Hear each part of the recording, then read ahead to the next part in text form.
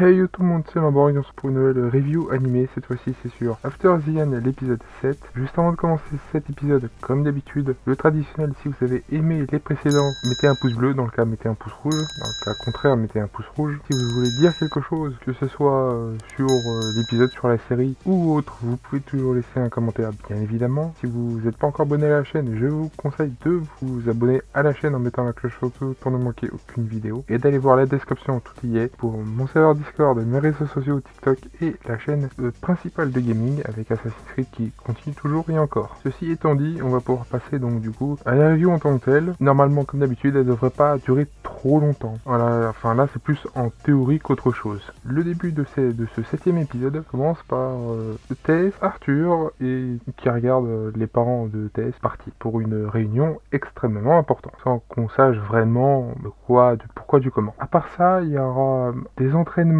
quelques entraînements, sauf sur une chose pour Art, tout ce qui concerne la magie, contrairement à Tess où elle a pu le faire. Pour Art, c'est normal, pour Arthur, en cas où Arthur, je risque d'utiliser les deux. Donc pour Arthur, c'est normal puisque je vous rappelle qu'il a la volonté de Beth qui n'a toujours pas été éveillée. Il doit l'éveiller pour ça et ça se passe justement dans cet épisode. Mais le grand-père va réussir à éveiller cette volonté de Beth. Il lui dira aussi au passage que la volonté de Beth en question est un dragon. Il va tomber de haut, le grand-père j'entends, mais ce n'est pas tout, puisqu'après avoir réussi, après avoir également affronté, on peut appeler ça un affrontement, le grand-père, une énième fois, sous sa forme de volonté de bête aussi, oui il en a une, c'est une panthère de l'ombre, et comme son nom l'indique, et son apparence aussi, c'est quelque chose de vraiment cheaté qu'on a bien le contrôle dessus. Ah, et au passage, une fois qu'il a éveillé sa volonté de bête,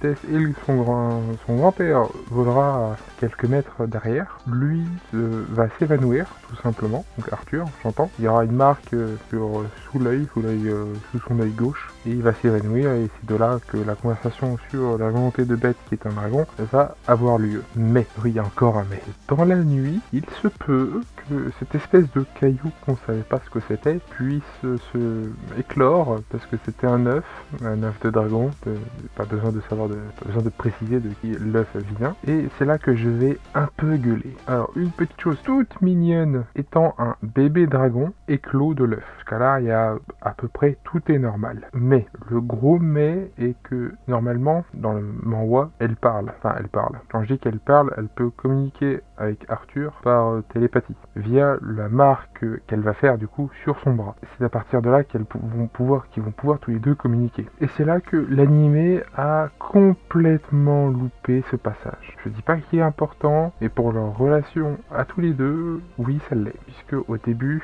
comme il le dira lui-même, elle va l'appeler papa. Oui, parce que, alors je dis bien elle, puisque oui, c'est une femelle, oui. Et oui, elle l'appelle également papa. Maman, pardon.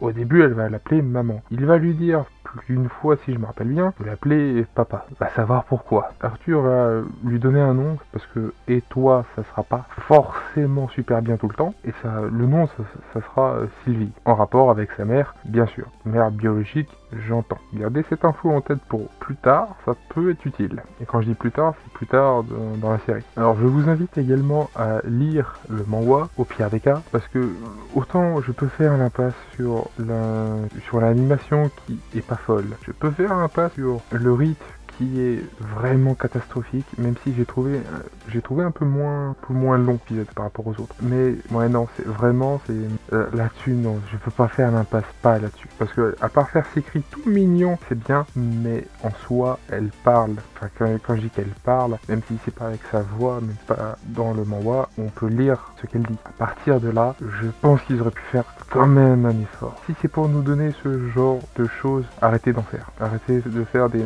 animés de manhwa, c'est pas grave. Voilà. On va combler ce vide par lire plus de manhwa, c'est un détail après. Et si c'est pour nous donner ce genre de qualité, autant ne pas en faire du tout. On verra ça en conclusion de la saison 1, parce que je risque de me répéter et je risque, si ça continue dans le même sens que là, je risque d'être beaucoup plus salé à la fin. Je vous préviens tout de suite. Enfin bref, parenthèse étant fermée, mais on va pouvoir revenir là où on en était. Le lendemain matin, Tess va dans la chambre d'Arthur comme à son habitude en fait. Elle le réveille, enfin elle l'essaye, et elle voit surtout, avant de pouvoir le réveiller, elle voit surtout petite chose toute mignonne. Elle criera au début, ce qui va réveiller pour le coup Arthur, et par la suite, elle va le prendre comme un doudou, parce que c'est une petite chose trop mignonne et beaucoup trop mignonne. Du coup, Sylvie va en avoir peur de Tess. Oui, c'est triste pour Tess, j'entends. Ils iront voir pour un entraînement là aussi le grand-père de Tess, qui va avoir pas une attaque cardiaque, mais pas très loin, parce qu'il a non seulement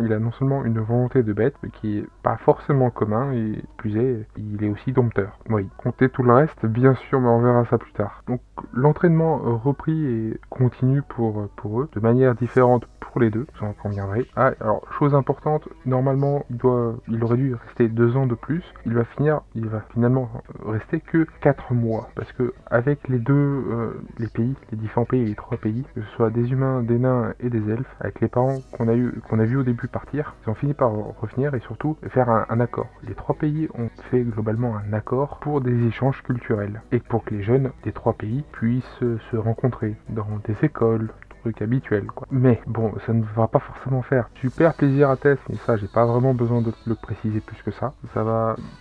Arthur va être un peu choqué aussi de la nouvelle, il pensait vraiment rester 2 ans de plus. Et donc ces 4 derniers mois vont être à base de jouer avec Tess de manière purement innocente, les 4 du fond qui n'écoutent qu'à moitié, entraînement et entraînement. Ah, et je précise aussi une autre chose qui peut être relativement importante par rapport à la magie et aux différents éléments. Les elfes ont la particularité de pouvoir contrôler surtout le vent, l'eau et la terre. Les nains, eux, c'est la terre et le feu. Et les humains, c'est les 4. Alors, chaque individu peut en avoir plus d'un des éléments, mais ça reste quand même un cas relativement rare et on n'en a pas tous les jours. Voilà, chose précisée, on peut passer à la suite. Alors, vous vous rappelez du gars qu'on a vu dans l'épisode dernier, là, du chieur. On le revoit là. Même situation, même conclusion. Il finit par défier Arthur, Arthur le bat en un seul coup, défaite cuisante, et il chiale. Encore. Il fera une réflexion pas très sympa à Tess et il va reperdre encore une fois. En un coup, là aussi. Alors bien sûr, c'est lui qui a été choisi pour représenter les elfes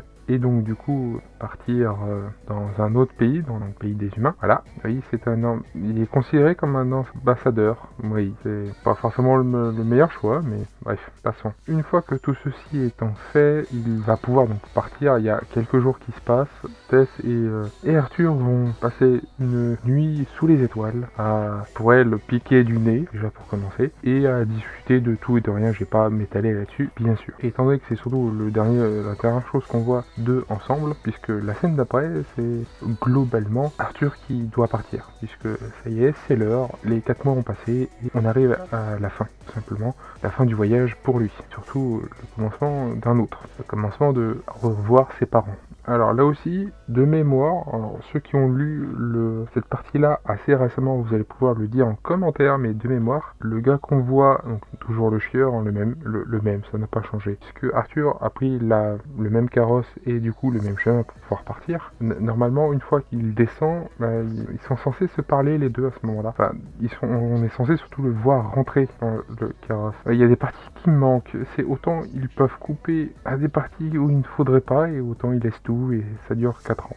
Bref, alors avant de partir, c'est un moment émouvant avec Tess et Arthur. Voilà, j'irai pas plus loin que ça ne sert à rien. Et sur la fin de l'épisode, on voit ses parents et une petite fille aussi.